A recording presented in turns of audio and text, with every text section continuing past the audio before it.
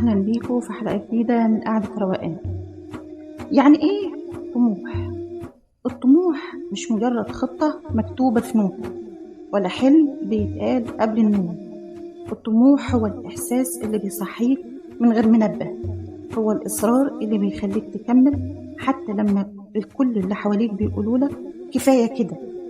بس السؤال اللي دايما بيتسأل، مين أعلى في الطموح؟ الرجالة ولا الستات؟ في ناس بتقول إن الراجل بطبيعته أكتر طموح، لأنه اتربى من هو صغير يسمع كلمة أنت لازم تكون راجل، كلمة شكلها بسيط بس وراها حمل كبير جدا.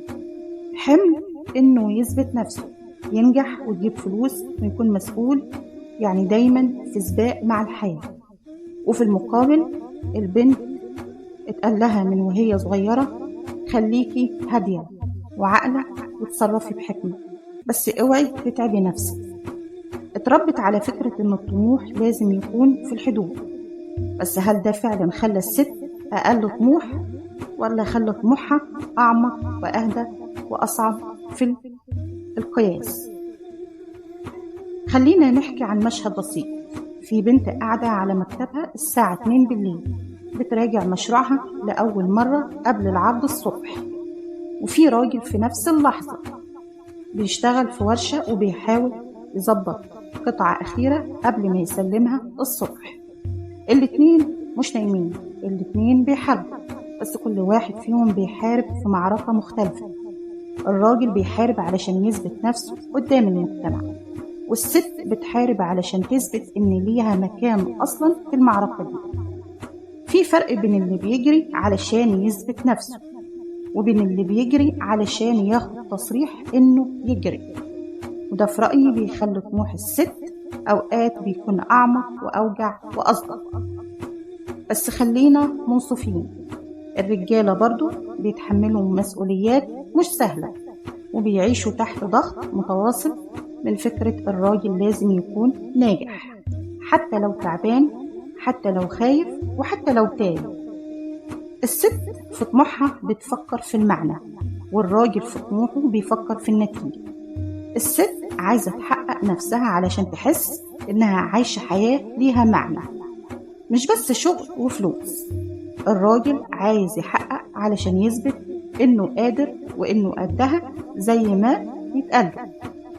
وده مش غلط ولا ده غلط، ده بس اختلاف في طريقة التفكير. أنا شفت ستات طموحهم بيخليهم يسهروا شهور علشان فكرة بسيطة في مشروع صغير، وشفت رجالة طموحهم بيخليهم يسيبوا بلاد ورا بلاد علشان هدف في دماغهم. يعني الطموح ملوش جنس، بس ليه دوافع مختلفة. في كمان نقطة مهمة جدا، الست لما بيكون عندها طموح دايما بتفكر في اللي حواليها، بتفكر في بيتها وفي ولادها وفي أهلها، بتحسب كل خطوة علشان ما تأذيش حد، وده أحيانا بيخليها أبطأ، لكن لما بتوصل بتكون ثابتة أكتر لأنها وصلت وهي شايلة كل ده على ظهرها. أما الراجل فغالبا لما بيكون عنده طموح بيركز أكتر على الوصول، حتى لو اضطر يضحي بحاجة في الطريق، وده بيخليه يكون أسرع بس أحيانا أقل رضا. لو جينا نبص بعمق هنكتشف إن الطموح مش بس سباق بين الرجالة والستات، ده سباق بين الإنسان وظروفه، من يقدر يقوم بعد ما يقع، ومن يعرف يستمر وهو مش شايف نتيجة فورية، مين عنده القدرة يصدق نفسه وهو لوحده. اللي عنده ده هو الأعلى في الطموح بغض النظر هو مين. يمكن السؤال الصح مش مين الأعلى في الطموح، لكن مين اللي قدر يفضل عنده طموح رغم اللي شافه، لأن في زمن الانهزام والضغط اللي لسه بيحلم ده في حد ذاته إنجاز. في النهاية الطموح الحقيقي مش سباق ضد حد، ده رحلة طويلة ضد نفسك القديمة، كل مرة بتكسب فيها خطوة صغيرة حتى لو محدش شافك اعرف إنك أنت الأعلى. دي كانت قعدتنا النهاردة من القلب، ولو حسيت إنك تايه أو إنك مش ماشي بسرعة كفاية افتكر إن الطموح الحقيقي مش إنك تسبق غيرك، لكن إنك ما تبطلش تحلم.